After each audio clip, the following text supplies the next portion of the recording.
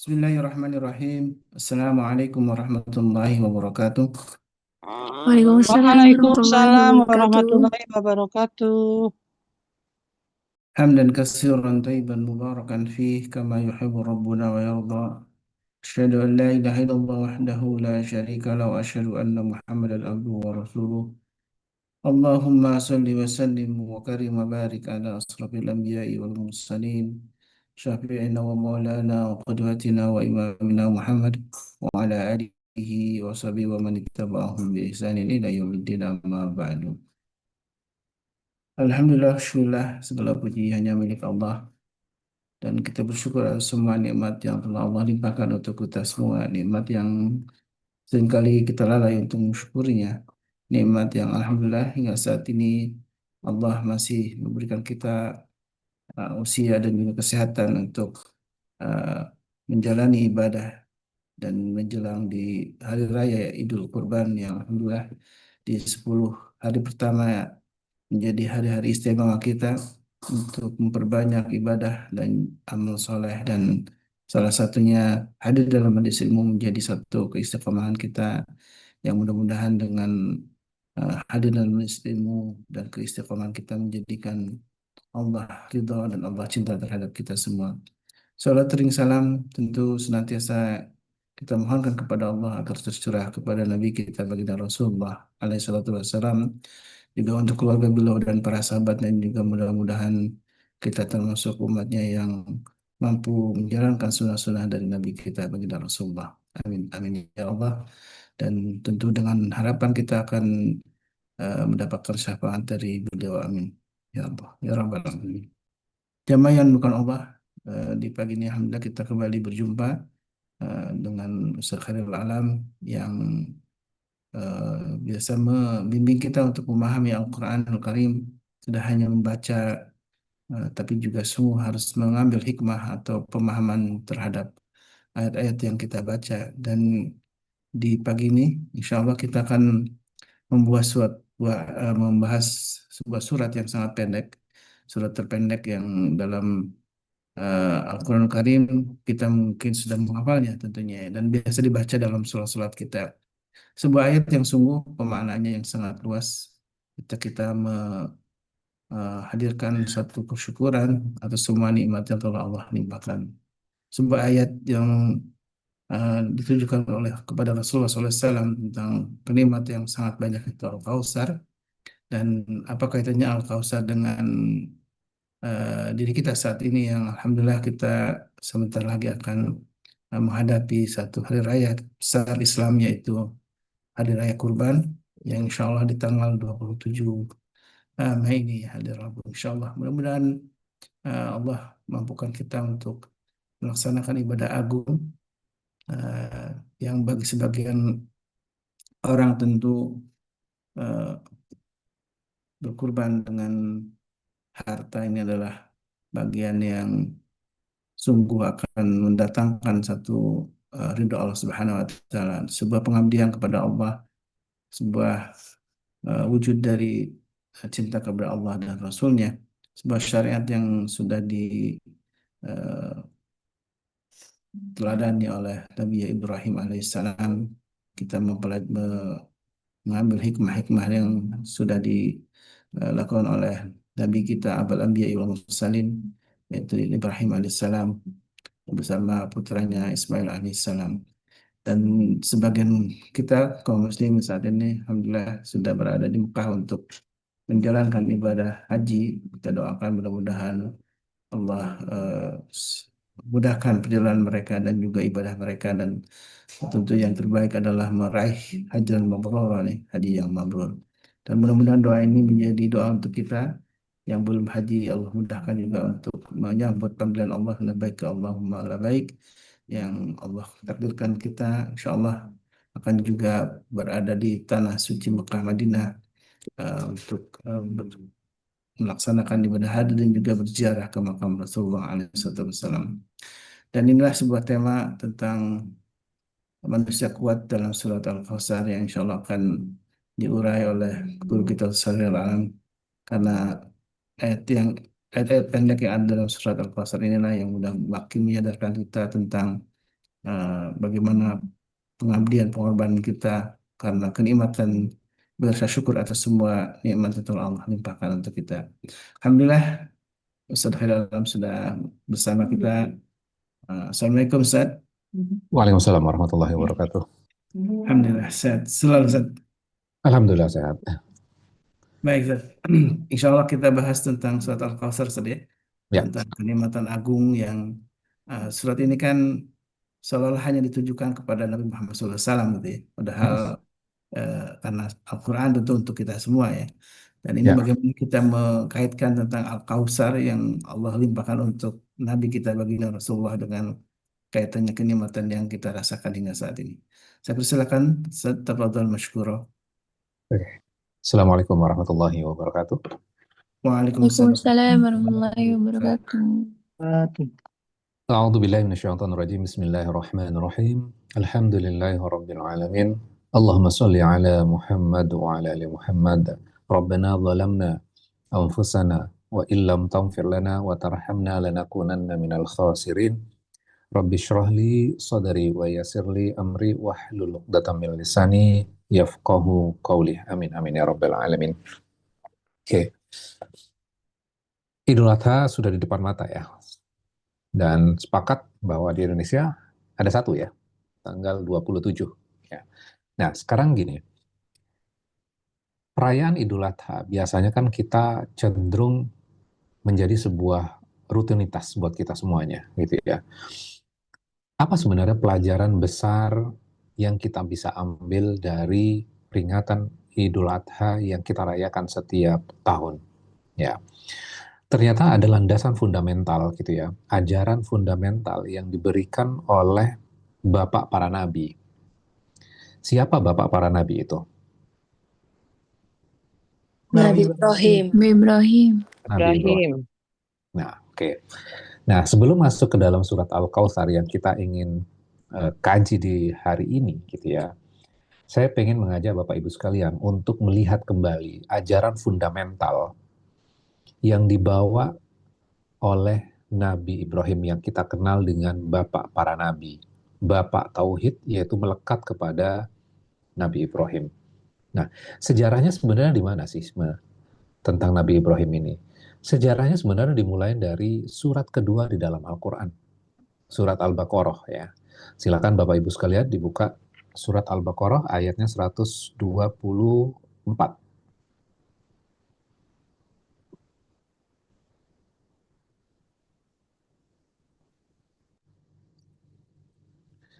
Ya. A'udzu billahi minasyaitonir rajim. Bismillahirrahmanirrahim. Wa idz ibtala Ibrahim rabbuhu bikalimatin fa'atammahun. Ya. Dan ingatlah ketika Ibrahim diuji Tuhannya dengan beberapa kalimat. Lalu dia melaksanakannya dengan sempurna. Ya. Di situ ada kata fa'atammahun. Nah, artinya dia benar-benar menunaikannya. Ya. Nah, ketika Nabi Ibrahim sudah menunaikan perintah Allah melalui ujian-ujian dengan nilai yang sempurna, kira-kira apa yang akan didapatkan oleh Nabi Ibrahim?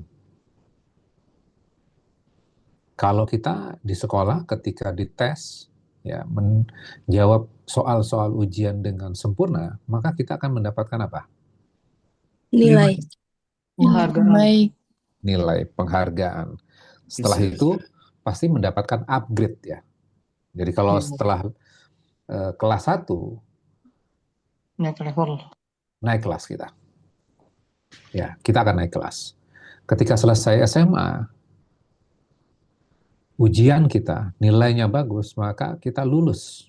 Ya, boleh melanjutkan di pendidikan berikutnya. Nah, begitupun Nabi Ibrahim. Setelah menunaikan perintah yang luar biasa, beratnya yang diberikan Allah kepada Nabi Ibrahim, lulus dengan nilai yang baik, maka Nabi Ibrahim mendapatkan promosi. Apa promosinya? Allah mengatakan, qala inni ja'iluka linnasi imama. Sesungguhnya aku menjadikan engkau untuk seluruh manusia imamah. Menjadi apa? Pemimpin. Pemimpin. Menjadi imam. Maka kita kenal Nabi Ibrahim sebagai bapak Para tauhid. nabi. Ya, bapak para nabi, betul. Oke, berarti perayaan Idul Adha yang kita lakukan, semua ritual ibadah haji itu mengacu kepada keluarga siapa? Keluarga Nabi Nabi Ibrahim. Ibrahim. Keluarga Nabi Ibrahim. Ya, haji, tawaf, ya, sa'i, penyembelihannya itu mengacu kepada keluarga dari Nabi Ibrahim. Oke. Nah, ketika Nabi Ibrahim ini menjadi bapak para nabi, berarti Nabi Ibrahim memiliki kesadaran yang sangat tinggi tentang Allah, tentang Tuhan. Nah, pertanyaan berikutnya adalah bagaimana Nabi Ibrahim itu mentransfer, mengajarkan ke generasi berikutnya. Pasti diawali dari keluarga terdekat terlebih dahulu, istri beliau, anak beliau, ya, Nabi Ismail. Nah, ketika sudah diajarkan kepada istrinya, anaknya, berarti kan interaksinya langsung, betul nggak? Iya. Nah, sekarang pertanyaannya adalah, bagaimana seorang bapak para nabi ini mentransfer kesadaran atas Allah kepada generasi berikutnya yang tidak berhubungan langsung, tidak bertemu langsung dengan beliau. Gimana caranya? Kalau Bapak Ibu sekalian gitu kan, dikasih sebuah pertanyaan, gimana caranya untuk mengajarkan kepada mungkin cicit yang kita tidak bertemu dengan mereka? Gimana caranya?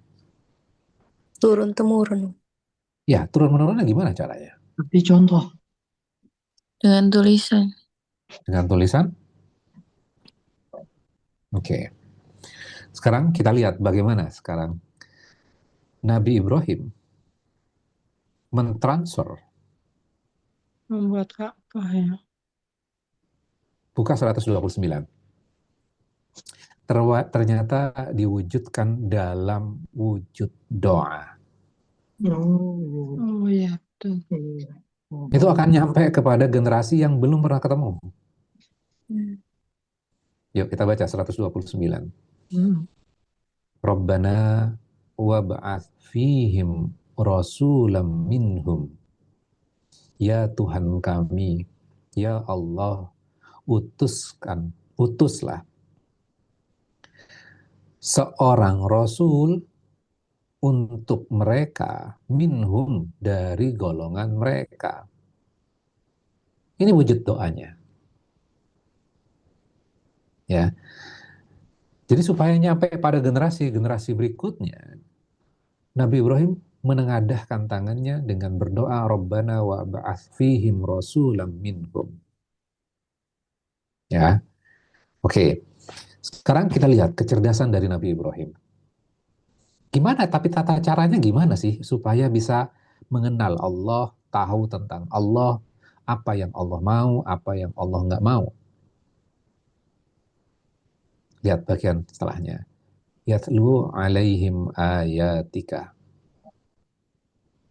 Yang Rasul itu akan membacakan kepada mereka ayat-ayat engkau. Berarti supaya mengenal Allah, caranya adalah membacakan ayat-ayat Allah. Ayat-ayat Al-Quran. Yes, betul. Jadi nanti Rasul ini, yang diminta seorang Rasul ini, akan membacakan ayat-ayat Allah, akan membacakan Al-Quran. Nah, yatlu dalam klasikal Arabik bukan hanya sekedar dibacakan. Maknanya adalah dibacakan yang membuat yang mendengar itu berpikir dengan yang dibaca itu. Ketika berpikir dengan apa yang dibaca, maka akan mengubah pola pikirnya, akan mengubah tindakan dia. dan keputusan yang diambil dalam kehidupan. Itu makna yatlu. Maka kita lihat, ketika Al-Quran dibacakan, ya, membuat berpikir, kita lihat dalam sejarahnya, terjadi pada sahabat Nabi yaitu Umar bin Khattab. Tahu sejarahnya Umar? Tahu. Oke. Sebelum masuk agama Islam, menjadi sahabat Nabi atau musuh Nabi? Musuh. Musuh. Di episode terakhir, di detik-detik terakhir, sebelum masuk agama Islam, apa yang dilakukan oleh Umar? Mendengar ayat dibacakan. Mendengar ayat dibacakan oleh adiknya ya. Mendengar Ya. adiknya baca Al-Quran. Anaknya apa adik? Anaknya atau adiknya? Adik ya. Adiknya. Oke. Sebelum episode mendengar ayat itu, yang dilakukan oleh Umar bin Khattab menghunus pedang akan membunuh Nabi Muhammad. Ketika berjalan menuju rumah Nabi, bertemu dengan seseorang, orang itu bertanya kepada Umar, "Hai Umar, mau kemana?" "Ke rumah Muhammad, aku akan bunuh dia." "Ngapain kamu ngurus Muhammad? Adikmu sendiri udah masuk agama Islam." Marah nggak Umar? Marah. Marah. Iya. Berhenti, pindah haluan. Destinasinya digeser ke rumah adiknya. Ketika di depan rumah adiknya, terdengar bacaan apa? Al-Quran. Surat apa yang dibaca? Toha. Surat Toha, betul. Oke, ketika mendengar itu, Umar masuk, refleks adiknya dipukul. Kalau orang emosi kan biasanya tidak bisa kontrol dirinya, betul nggak? Karena dia dikuasai emosi itu. Ya, waktu itu kan kita udah belajar. Berarti pada saat itu, keputusannya dia dikendalikan oleh hawa nafsunya dia kan? Iya, nafsu. Hawa nafsunya berarti kan ketika dia menaati hawa nafsu itu, berarti kan dia dia menjadikan hawa nafsunya menjadi Tuhan. Tuhannya. Ya, oke. Dipukul, kemudian sadar. Loh, kok saya mukul adik saya? Itu adik kesayangannya dia. Adik kesayangan beliau. Kemudian setelah itu, dia duduk. Ketika dia duduk, dia mengatakan, apa yang kalian baca tadi? Bawa kemari. Dikasih nggak? Dikasih. Awalnya tidak dikasih. Enggak. Takut diapain? Takut dihancurin. Disobek, dibuang, dihancurkan. Iya, takut dirobek, takut dihancurkan. Oke. Nah, setelah itu, Umar mengatakan, aku tidak akan merobeknya. Bawa kemari. Bacakan. Kemudian dibacakan surat Toha itu. Ketika dibacakan, isinya tentang apa sih surat Toha itu?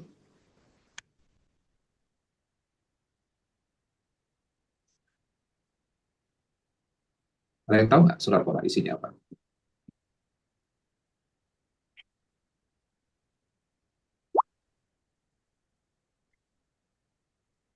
Isinya adalah tentang Allah.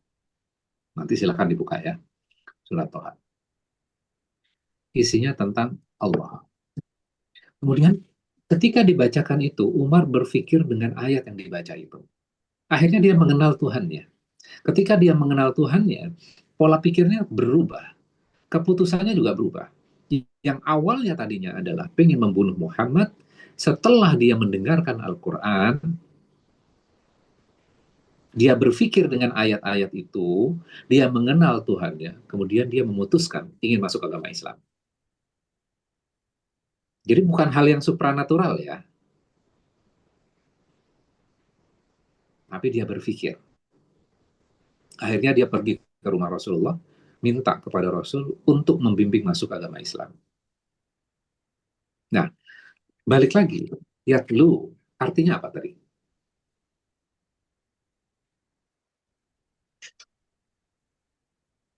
Membacakan. Bukan hanya membaca. Ya, memahami. Bukan hanya sekedar dibacakan, tapi dibacakan sehingga membuat orang berpikir dengan ayat yang dibaca itu. Itu adalah yatslu. Dan akhirnya merubah keputusan hidupnya dia. Yatslu alaihim ayatika. Berarti tugas Rasul ini untuk apa? Membacakan ayat-ayat Menyampaikan. Ya, membacakan ayat-ayat Allah sehingga yang dibacakan itu mengenal Tuhannya. Ya, ingat Nabi Ibrahim tadi, tauhid kan? Iya. Mengenal Tuhannya. Supaya mengenal Allah, berarti caranya gimana? Menyampaikan ayat-ayat Allah. Ya, membacakan Al-Quran. Dan membuat yang mendengar bacaan itu berpikir dan mengerti apa yang dibaca itu. Ini adalah visi yang disampaikan Nabi Ibrahim dalam wujud doa. Nah, pertanyaannya sekarang adalah, ketika kita dibacakan ayat Al-Quran, kita berpikir dengan ayat itu, atau baru sampai bacaannya indah ya?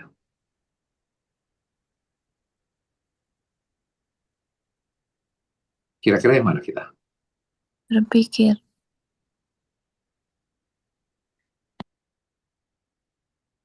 Nah, ini kan tantangan buat kita ya.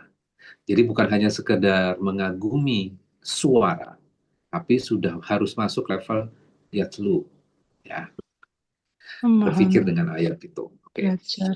Kemudian wa yu'allimuhumul kitab, dan mengajarkan kitab, wal hikmah, dan mengajarkan bagaimana cara menerapkannya, wa yuzakkihim, dan menyucikan mereka. Dengan perantaran apa? Dengan perantaran apa yang dibaca itu? Al-Quran. Al-Quran. Jadi esensinya mengacu kepada apa sebenarnya ini? Satu, rasulan. Kemudian tugas yang diberikan kepada rasulan itu. Rasul itu dia membacakan kitabnya Allah. Oke, lanjut surat Al-Jumu'ah. Ayat 2. Walladzi ba'atha fil ummiyina rasulam minhum. Secara teks mirip nggak? Mirip. Mirip. Bapak Ibu sekalian udah buka belum surat Al-Jumu'ah? Udah. Surat 62 ya. Walladzi ba'atha fil ummiyina rasulam minhum. Sekarang Allah mengatakan, dia Allah mengutus seorang rasul dari kaum yang ummi. Pak Uluf. Berarti ini wujud doa dari Nabi Ibrahim yang Allah kabulkan. Iya. Ya, Iya. Rasul itu mengacu kepada siapa? Ummiyina rasulan. Ya, Nabi Muhammad. Nabi Muhammad. Oke. SAW. Oke, nanti baru kita lihat hubungannya dengan perintah korban ya. Kemudian yatlu alaihim ayatihi wa yuzakkihim wa yu'allimuhumul kitaba wal hikmah. Yatlu alaihim ayatihi, dia membacakan ayat-ayat Allah. Wa yuzakkihim, menyucikan mereka dengan ayat-ayat itu. Wa yu'allimuhumul kitab, dan mengajarkan kitab. Wal hikmah, dan bagaimana cara menerapkannya. Sama nggak? Sama. Sama. Berarti, kalau kita lihat sejarahnya, dari surat Al-Baqarah sampai surat Al-Jum'ah ini, surat Al-Baqarah diwujudkan mentransfer pemahaman tentang konsep ketauhidan itu dalam wujud doa. Dalam doanya, ada beberapa poin supaya bisa memahami, mengenal Tuhannya. Ya. Kemudian di dalam surat Al-Jum'ah, Allah ijabah doanya dengan poin yang sama. Seorang rasul? Ya, seorang rasul. Tugasnya apa? Yatlu alaihim ayatihi wa yuzakkihim wa yu'allimuhumul kitaba wal hikmah. Berarti Nabi Muhammad itu Ada hubungannya nggak dengan Nabi Ibrahim? Ada. Ada. Ya, anak cucu cicit ya kali ya. Apa ya namanya? Udah jauh banget Jauh generasinya. sekali. Ya, kan punya 2 putra kan, Ismail dan Ishak. Ya, ini dari keturunan silsilah Ismail. Ya, oke. Sampai di situ. Sekarang masuk ayat kelima ya. Surat Al-Jumu'ah. Mathalul ladzina humilu taurata thumma lam yahmiluha kamathalil himari yahmilu asfara. Perumpamaan orang-orang yang dipikulkan Taurat kepada mereka. Thumma lam yahmiluha, kemudian mereka tidak memikulnya. Ini mengacu kepada siapa ya? Umat Islam atau umatnya Nabi Musa Umat Nabi dan Musa. Israel? Nabi Musa. Karena dipikulkan apa? Taurat. Taurat. Taurat. Thumma lam yahmiluha. Kemudian mereka tidak memikulnya. Kamathalil himari yahmilu asfaro. Mereka seperti keledai yang membawa Keledai. kitab yang Kitab tebal-tebal.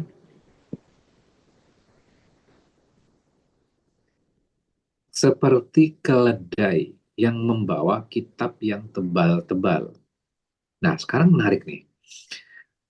Kalau keledai itu membawa kitab yang tebal, dibawa kemana-mana, keledai akan paham nggak dengan apa yang dibawa itu? Tidak. Enggak. Oke, tidak paham ya. Balik lagi, ini kan contoh. Contoh tentang siapa? Kita yang nggak paham tentang Tentang Al-Quran. manusia umat saat itu. Ya, sebelum ke kita, ini Ya. mengacu kepada Bani Israel Bani yang Israel. diberikan beban memikul Taurat. Tapi mereka seperti keledai, berarti mereka nggak paham dengan Tauratnya. Betul nggak? Betul. Iya. Diumpamakan seperti keledai. Kemudian, oh berarti mereka adalah umat yang gagal kalau seperti itu. Kan Nabi Ibrahim tadi mengatakan apa? Yatlu, berpikir dengan ayat itu, dengan yang dibacakan itu. Nah, mereka dipikulkan Taurat, tapi mereka tidak mengerti, tidak berpikir. Sama dengan keledai yang tidak mampu berpikir, memahami kitab yang dibawa itu. Oke. Kemudian kita berpikir gini, oh ini berarti khusus buat orang Yahudi aja, ini Bani Israel. Ini kelakuan mereka. Ntar dulu, apakah ini tentang Bani Israel saja, sejarah zaman dahulu, atau juga bisa terjadi pada kita? Bisa terjadi pada Bisa kita. terjadi pada Sama kita. Terulang kejadian. Kita bawa Quran kitab yang tebal itu kemana-mana, tapi kita tidak mengerti. memikulnya, tidak mengerti. Sama berarti? Iya. Sama. Berarti ini ayat ini teguran buat kita, bukan? Iya, Iya. betul. Iya. Seringkali kan kita ketika ngaji Quran gitu ya, ngelihat tentang sejarah masa lalu, oh itu umat sebelumnya, itu kesalahan mereka. Kami tidak. Ntar dulu. Jangan-jangan itu refleksi untuk kita. Iya. Terjadi nggak pada umat kita sekarang? Di zaman kita. Terjadi. Terjadi. Bahkan banyak yang hafal Quran tapi nggak ngerti isinya. Iya, betul. Masya Allah. Astagfirullah. Kita baru sampai di level hafiz Quran. Membaca saja. Ya. Ini bukan mengkritik yang hafiz, tapi harusnya nggak berhenti sampai di situ.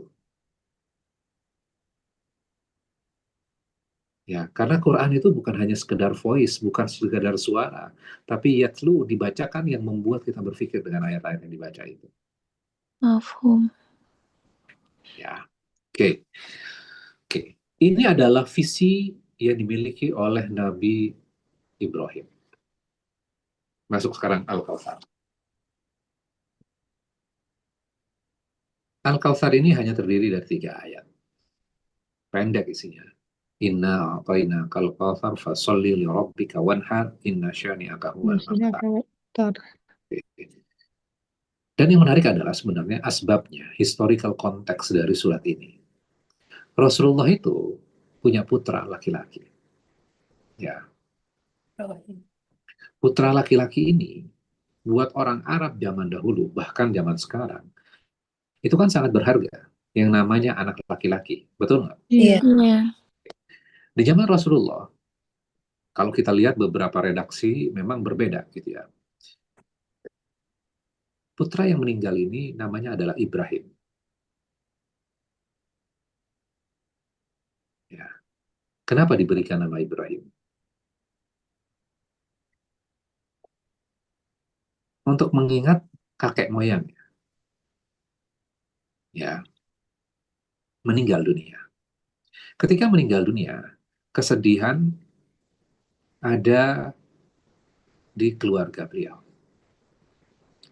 Tersebar nggak kepada Tersebar. orang-orang Arab pada saat itu? Iya, tersebar. Ya.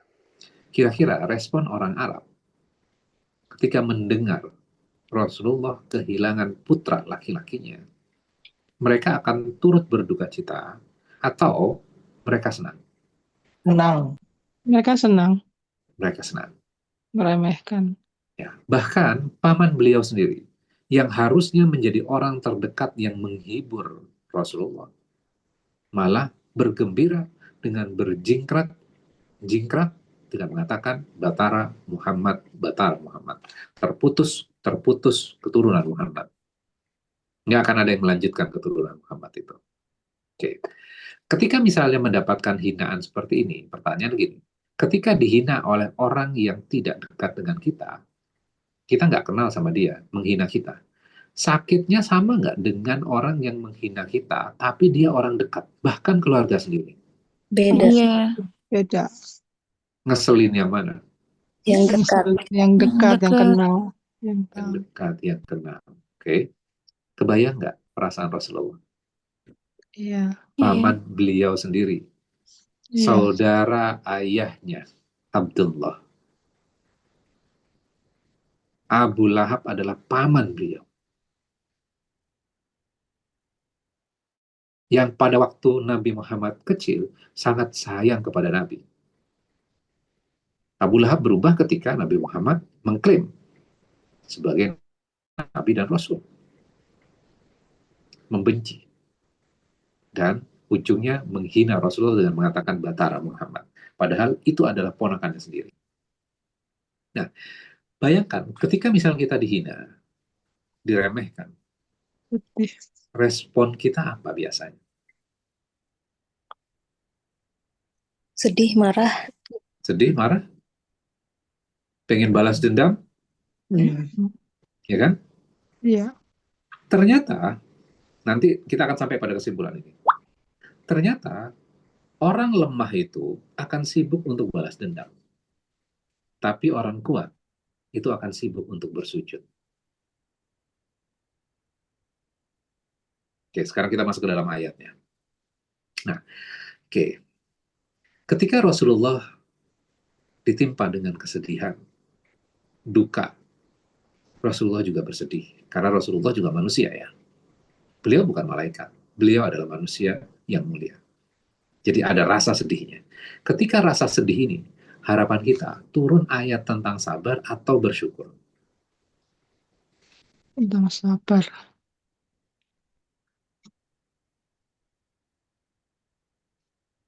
Tentang sabar. Coba kita baca ayatnya. A'udzubillahi minasyaitonirrajim. Inna a'tainakal kautsar. Sesungguhnya kami telah memberikan nikmat yang banyak. Berarti ayat pertama ini Allah meyakinkan, tidak ada keraguan. Allah memberikan nikmat yang banyak. Kalau bicara tentang nikmat, berarti mengantarkan kepada sabar atau bersyukur? Syukur. Syukur. Oke. Logika kita mengatakan bahwa Kalau ada musibah, ayatnya, logikanya adalah sabar, Sabar. bukan syukur. Kenapa ini bersyukur ya? Supaya sabar. Oke, supaya sabar. Saya jelaskan gini. Ketika kita kehilangan, biasanya fokus kita kepada kehilangan, betul nggak? Iya. Iya.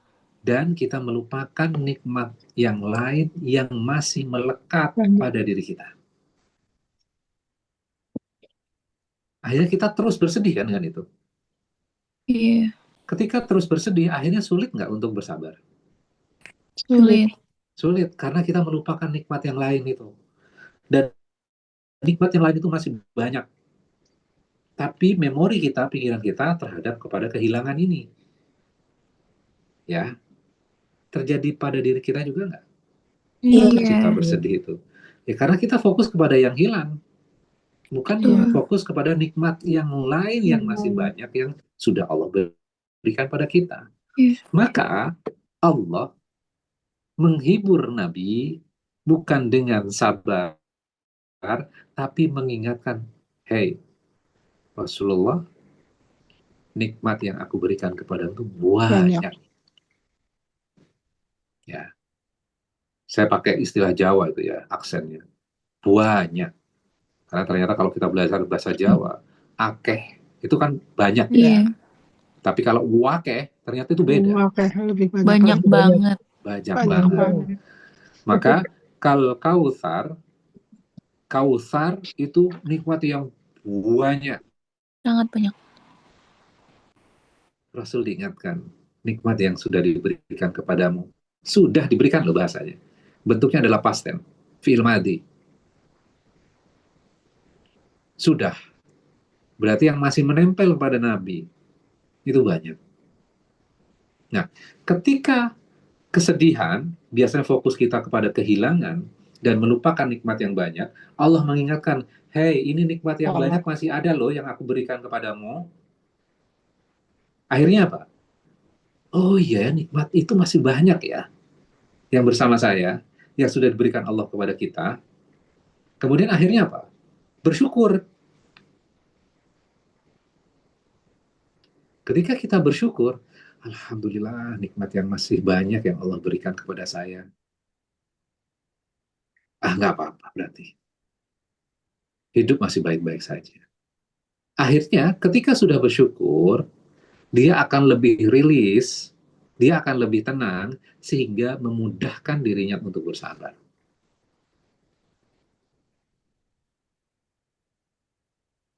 Berarti ayat pertama ini tentang sabar juga nggak sebenarnya?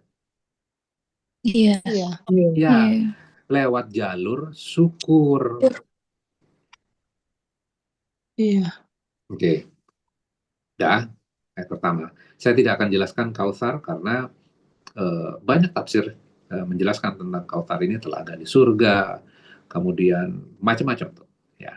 Termasuk nikmat sholawat yang diberikan kepada Nabi, ya, ya, yang dilakukan oleh umatnya. Itu juga nikmat. Ya. Oke, ayat kedua sekarang. Fasolli li rabbika wanhar. Maka dirikanlah sholat karena Tuhanmu dan berkorbanlah. Ingat asbabnya tadi. Dihina oleh orang-orang Arab. Jazirah Arab menghina beliau. Paman beliau menghina beliau. Maka Allah menyelamatkan Rasulnya dengan memberikan nasihat. Fasolli li rabbika. Maka dirikan sholat. Karena cenderungnya ketika dihina, respon kita adalah pengen membalas. Betul nggak? Iya. Betul. Pengen Iya. membalas. Nggak bisa saya dihina seperti itu. Kita harus balas. Kok enak dia? Kita nggak terima harga diri kita diinjakin. Kita pengen membalas. Oke? Nah, sekarang gini pertanyaannya. Kenapa sih perintahnya sholat?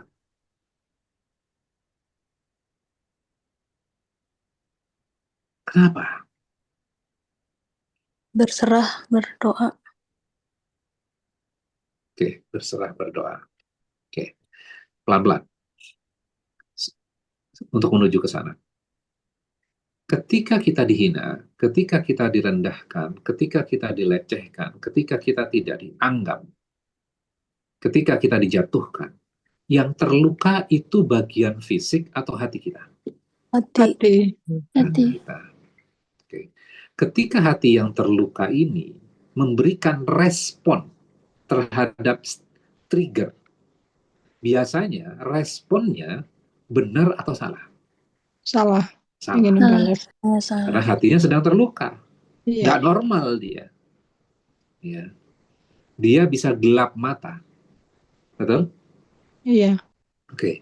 Ketika dia gelap mata, dia memberikan respon yang mungkin dia akan sesali. Ya. Maka, ketika memberikan respon yang tidak baik, yang dia sesali nantinya, ya, itu membuat dirinya kualitasnya meningkat atau menurun? Menurun. Menurun. Menurun. Oke. Maka Allah nggak ingin kualitas Nabi itu turun.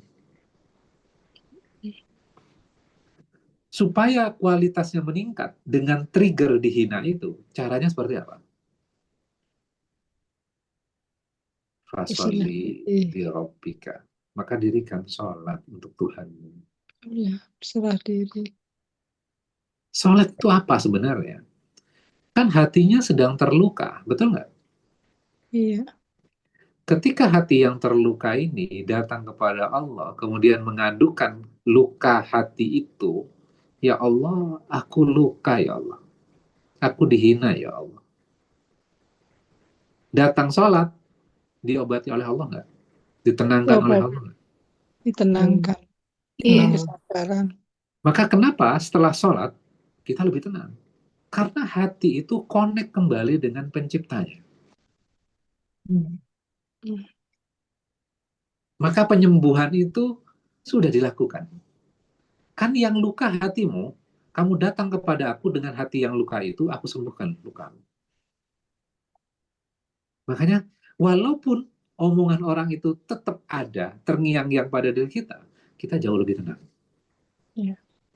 Setelah selesai sholat. Berarti orang yang sholat itu kualitasnya meningkat atau turun? Meningkat. Meningkat. Tapi kalau hati yang luka langsung merespon dengan membalas, maka kualitasnya turun atau naik? Turun. Turun. Maka orang yang lemah, dia fokus untuk membalas dendam. Orang yang kuat akan fokus untuk sujud. Maka Allah memberikan nasihat kepada Rasul yang mulia ini, fasolli li rabbika. Maka dirikan sholat untuk Tuhan. Simple nggak nasihatnya sebenarnya? Iya. Apakah cukup hanya sholat? Tidak. Wanhar, berkorban. Nah, ini perintah berkorban sekarang. Oke, kita singgung sedikit ya. Berkorban. Ingat, Nabi mendapatkan musibah. Betul? Iya. Iya. Nabi juga dihina. Ketika menghadapi kondisi seperti ini, mendapatkan musibah, kita pun ketika mendapatkan musibah, kita akan berpikir bahwa kita adalah orang yang paling berhak untuk dibantu. Iya. Betul nggak? Betul. Iya. Dong, saya kehilangan kok. Saya mendapatkan musibah. Bantu saya. Saya adalah orang yang paling berhak untuk dibantu pada saat itu. Tapi kata Allah apa? Enggak. Wanhar. Berkorban. Tapi saya menderita, saya kehilangan. Tetap berikan manfaat buat orang lain. Bahagiakan orang lain. Iya, betul. Ini kualitas dirimu. Jadi bukan merengek minta bantuan, tapi malah membantu orang lain. Saya kan lagi susah, bantu orang lain, bahagiakan orang lain. Ini loh kualitas Muslim. Ini loh kualitas Rasul. Yang nasihatnya Allah, Allah jadikan ayat-ayat buat kita, menjadi pelajaran buat kita. Tadi Mas Faris mengatakan bahwa Al-Kautsar ditujukan khusus untuk Nabi. Iya, betul, pada Nabi. Tapi pelajarannya buat kita. Bagaimana Allah mengajarkan nabinya, fasolli li rabbika wanhar, dirikan sholat untuk Tuhanmu dan berkorban. Mulia nggak ajaran? Mulia. Mulia. Mulia. Nah, sekarang pertanyaannya gini. Oke, kita sudah menghubungkan dengan asbabun nusulnya. Kita sudah menghubungkan dengan historical konteksnya. Kemudian dengan ayat. Nah, sekarang ketika kita belajar Quran, maka kita harus melihat satu ayat itu ada korelasi dengan ayat sebelumnya. Apa korelasi ayat pertama, ayat kedua ini dengan ayat pertama?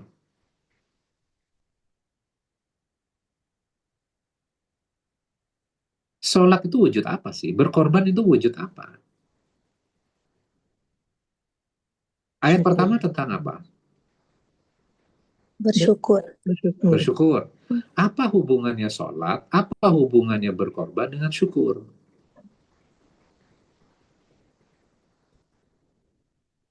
Sholat sebagai tanda kita bersyukur kepada Allah. Ya, sholat adalah wujud syukur. Berkorban wujud syukur. Jadi sholat dan korban adalah wujud rasa syukur kita terhadap nikmat yang Allah berikan pada kita. Berarti kalau nggak sholat, Tidak bersyukur. kalau nggak berkorban, Tidak bersyukur. Tidak bersyukur. ini kita nggak berbicara tentang hukum wajibnya, tapi ini tentang hati yang connect dengan Allahnya. Maka hati yang connect dengan Allahnya, yang mengenal Allahnya, maka dia akan sholat. Maka dia akan berkorban. Ini yang dinamakan dengan takwa, kesadaran atas Tuhan.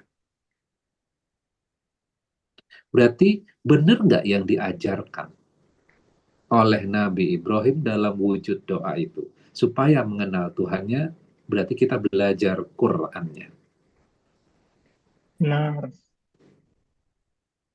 Berarti visi dari Nabi Ibrahim itu kan luar biasa ya. Kita belajar surat ini, gitu, surat Al-Kautsar ini. Oh iya ya. Bagaimana Allah itu luar biasa memberikan pengajaran. Bahkan memberikan nasihat kepada Nabi. Oh ini ternyata hikmah.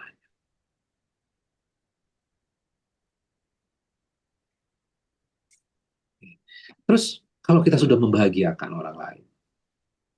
Tapi kan orang yang menghina gimana ya Allah? Kan kadang-kadang secara manusiawi itu yang ada di dalam kepala kita. Betul nggak? Iya. Iya, iya. Wah, dia kok makin zalim ya? Kalau kita kan pengennya adalah ketika dia menghina, ya Allah, angkat tangan kita gitu ya. Balas. Hancurkan dia ya Allah. Hari ini juga ya Allah, jangan besok, hari ini. Kan gitu kan? Biar dia tahu rasa ya Allah. Bahwa yang dilakukan itu tidak baik. Jadi antara permintaan sama dendam menjadi satu. Maka kata Allah, orang yang menghina kamu itu innasya ni'aka huwal abtar. Sesungguhnya orang yang bencimu itu dia yang terputus. Aku akan handle itu. Orang yang memusuhimu, aku yang handle. Makanya kalau kita lihat sekarang, ada nggak orang-orang yang ngaku bahwa, kami keturunan Abu Lahab? Ada? Malu pasti. Nggak Nah, ada. Nggak ada, nggak Nggak mau. ada. Mas. Nggak ada yang ngaku. Nggak ada yang ngaku, Ustaz. nggak ada yang ngaku. Malu. Malu. Terputus. Terputus. Terus dari Iya. rahmat Allah. Ya, mereka mengatakan Batara Muhammad, terputus keturunan Muhammad. Yang terputus siapa berarti sekarang? Mereka yang menzolimi. Siapa yang menghandle ini? Allah. Allah. Kenapa Allah menghandle? Karena kita sholat tadi. Berkorban tadi. Bisa jadi formulasi buat kita nggak dalam kehidupan? Iya, bisa. Nah, Iya. Ada kautsar.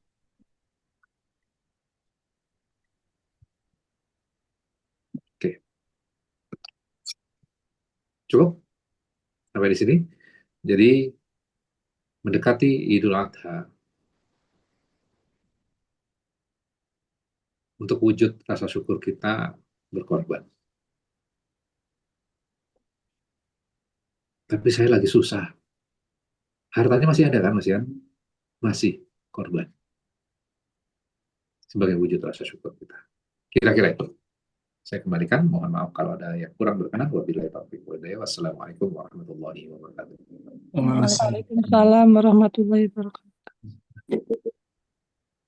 Baik, Alhamdulillah, syukurlah jazakallah khairan, Ustaz Khairul Alam, yang makin memberikan motivasi untuk kita ya, mengisi hari-hari menjelang Hari Raya Idul Kurban. Betapa ketika kita berkurban, sesungguhnya kita sudah bersyukur atas semua nikmat yang telah Allah limpahkan untuk kita semua. Dan seringkali kita tadi disebutkan hanya melihat fokus terhadap masalah ya, tapi lupa dengan betapa banyak kenikmatan yang sungguh telah Allah limpahkan dari sejak kita lahir sampai sekarang. Dan inilah yang seringkali kita lalai untuk mensyukurinya, dan mudah-mudahan dengan nasihat atau jihad dari Sekhirul Alam makin membuat kita tersadar untuk selalu bersyukur atas semua nikmat Allah. Silakan, ada yang ingin bertanya, sudah ada yang resen ya, Teh Nadia, silakan. Syukran. Assalamualaikum warahmatullahi wabarakatuh. Waalaikumsalam warahmatullahi wabarakatuh. Ustaz, berkaitan dengan keadaan kita lah, keadaan saya atau yang lain gitu ya. Ketika ada orang menghina, salah paham terhadap kita gitu. Kan perintah di sini jelas yang tadi dijelaskan oleh Ustadz gitu. Apakah kita berarti boleh mengabaikan mereka yang menghina, terus sementara ini seperti memutuskan hubungan gitu, dan kita fokus terhadap pengorbanan kita untuk Allah aja gitu, atau gimana Ustadz? Sebaiknya untuk refleksi diri sendiri, untuk introspeksi diri sendiri gitu. Yang pertama dilakukan sebaiknya seperti apa Ustadz? Syukron Ustadz. Assalamualaikum. Oke.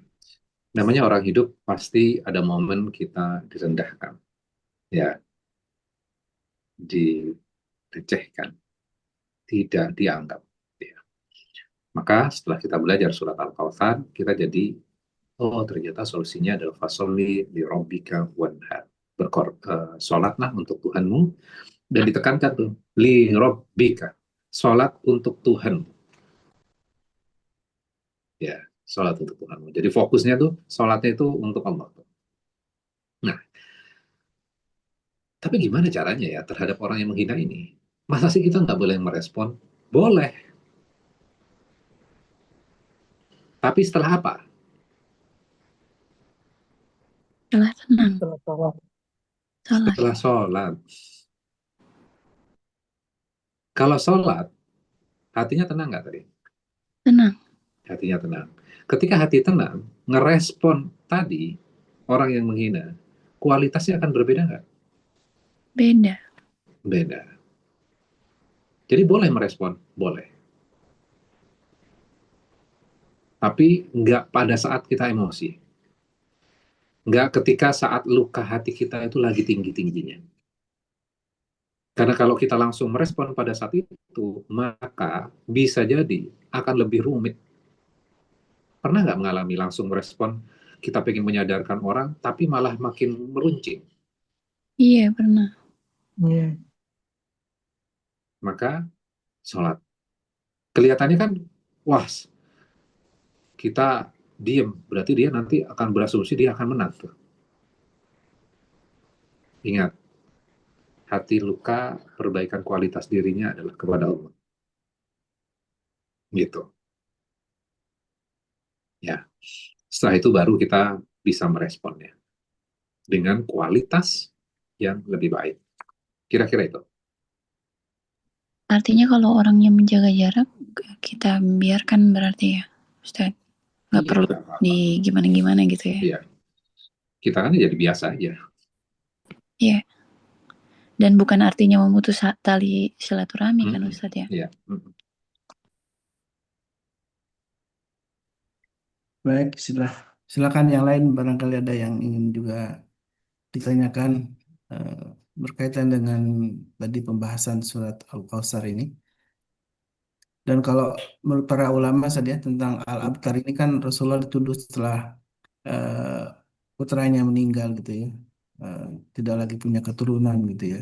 Karena Mm-mm. bagi orang Arab tadi disebutkan oleh Ustaz juga punya banyak anak itu jadi sebuah kebanggaan gitu ya. Sebuah kebanggaan, sebuah prestasi begitulah ya. Sebuah Ya, kehormatan gitu ya. Nah anak ini laki-laki ya. anak laki-laki ya. Kalau anak perempuan pada saat itu dikubur. Nah ini bagaimana kita dalam konteks sekarang Ustaz, tentang memahami abtar ini karena kalau Rasulullah jelaskan ya dengan Allah seolah menegasikan bahwa Rasulullah punya keturunan bahkan dari jalur Fatimah gitu ya. Mm-mm. Itu lahir kemudian eh, generasi Ahlul Bait gitu ya sampai sekarang. Nah ini kalau kita apakah ada pemaknaan apa sih dengan mungkin ada sebagian kita yang mungkin anaknya satu keturunannya sedikit gitu apakah menyadarkan tentang kenikmatan dalam hal keturunan ini Ustaz? Ya. Nah, itu juga dalam culture ya, dalam culture kalau nggak adalah anak laki-laki, kayak ada sesuatu yang kurang, Mm-mm. ya kan? Atau anaknya sedikit menjadi ah, atau nggak punya anak, gitu ya.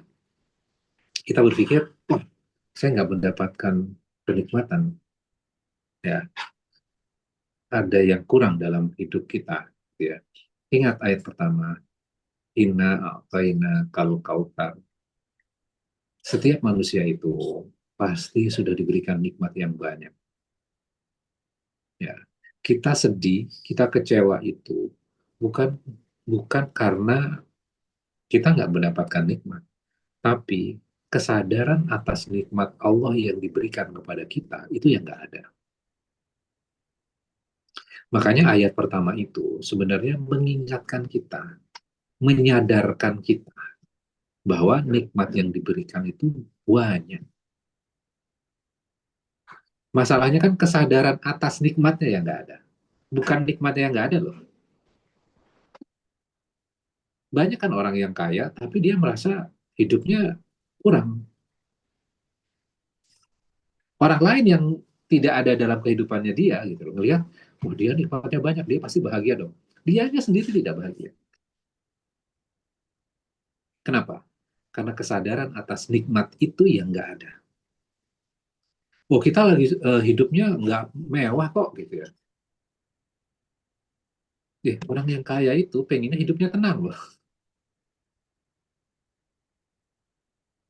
Kita sudah memperoleh ketenangan itu. Terus kita nggak menganggap bahwa itu adalah nikmat. Dengan makan yang secukupnya, kita sudah cukup, ternyata itu bahagia. Makanya kalau dilihat gitu ya, banyak orang-orang kota yang punya jabatan segala macam, melihat orang kampung cuman makan apa sih kalau di Sunda itu ya, saya lihat kontennya itu, liwet ya, nasi liwet, Libet. ya di sawah gitu ya, ikannya cuman ikan asin gitu, ya. Tapi kayaknya lahap betul. Dia menikmati nikmat yang Allah berikan itu, dia sudah bisa bahagia tuh. Nah, artinya kesadaran atas nikmat itu. Oh, istri saya yang ngebawain makanan ini. Asin, ikan asin doang. Dengan lauk-lauk. Dengan apa, kalau sayuran mentah ya, kalau di Sunda itu udah sudah, udah istimewa. Dengan sambal terasinya, itu udah cukup buat dia bahagia. Gitu ya. Kalau orang yang punya harus ke restoran ini, segala macam. Tapi nganggap, wah ini makanannya nggak enak. Nggak, dia nggak menikmati. Maka kesadaran atas nikmat itu yang penting. Baik sifatnya anak, keturunan, anak laki-laki, segala macam. Pasangan, kadang-kadang kan gini, nggak dapat keturunan yang banyak. Tapi kan pasangannya masih ada. Masih ada tuh satu anak tuh. Akhirnya melupakan nikmat itu. Itu yang Allah nggak suka. Gitu. Maka nanti kan hubungannya dengan surat Ibrahim, ayat ke-7, yang la in syakaratum la azidannakum wala in kafartum inna azabi lasyadid. Jika kamu bersyukur, maka aku akan tambah. Kalau kamu kufur, kamu ingkar atas nikmat-nikmat itu, maka sesungguhnya azabku sangat pedih. Artinya apa? Kalau kita melupakan nikmat, hidup saya susah. Berarti kamu ingkar kan terhadap nikmat? Kamu menganggap hidup kamu susah? Maka aku kasih azab dengan bikin kamu lebih susah lagi. Kamu akan terus berpikir tentang kesusahan itu. Berpikir terhadap kesusahan itu juga azab loh. Dan tidak mampu berpikir menyadari nikmat itu juga azab. Hidup jadi tidak tenang, Ustaz ya. Ya tenang. Betul. Insya Allah. Dan seringkali ada perilaku sering banding-bandingkan Ustaz, dengan orang lain ini yang jadi mungkin Ya, apa ya banyak dialami oleh kita gitu ketika orang lain mendapatkan nikmat yang terlihat seolah-olah menyenangkan, membahagiakan gitu ya. Dan mm, kita lupa dengan apa yang kita tak miliki sendiri gitu. Ustaz. mm. Makanya nanti kita butuh perlindungan tuh. Di surat Al-Falaq.